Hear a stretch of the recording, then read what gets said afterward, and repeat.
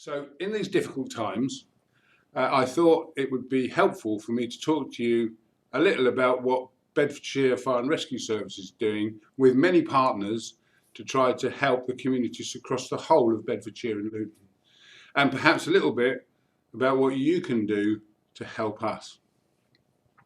First of all, in terms of our usual business, building safety, the buildings where we spend our time normally, shops and such like, we will continue to monitor the safety of our built environment, but we'll only do that on a very risk-based approach. So most of that work will be done on desktop or virtually, and only the most serious risks will actually get a visit. In fire safety terms, that's how we educate people to try to look after themselves and protect themselves from fire. We will still be doing some safe and well visits to people's homes, but again, only the most high risk and vulnerable people. You can search our website, Beds Fire, to try to get more information about fire safety if you're concerned. Also, if you have young children, school-aged children, 6 to 7-year-old Year 2 children at home, you can download from YouTube and watch and take part in our virtual Year 2 visit put together by White Watch here at Kempston to enable the children to do a Year 2 visit as though they were being visited at school by the Fire and Rescue Service. You can do that as part of homeschooling. Operational response stays unchanged. If you have an emergency, call 999, we will get to you.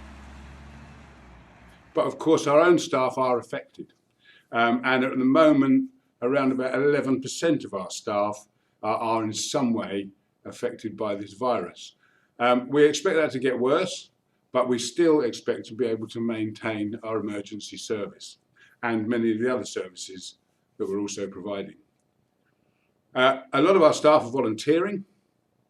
We're in discussions with the East of England Ambulance Service about how we might support them deal with huge demand, both in terms of call handling and in handling casualties.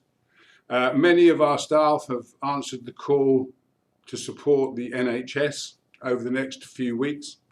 And many of our staff are doing roles which they don't normally do within the Fire and Rescue Service to try to support the work here in the Fire and Rescue Service.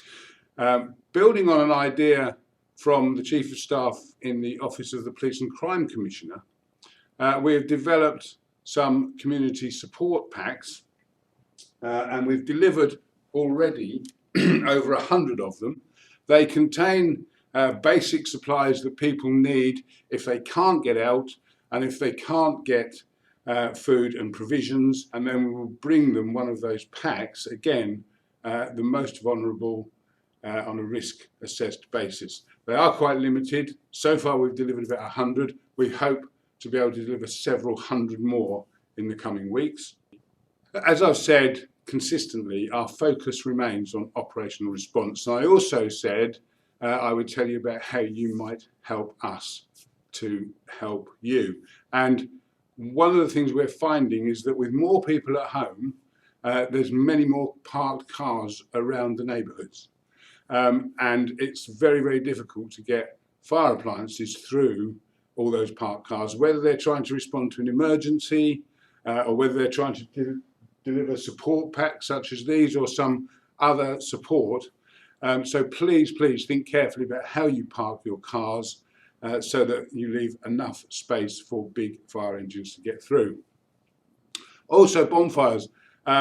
People are not able to go to the tidy tip or whatever, so we are seeing a huge rise in the numbers of bonfires.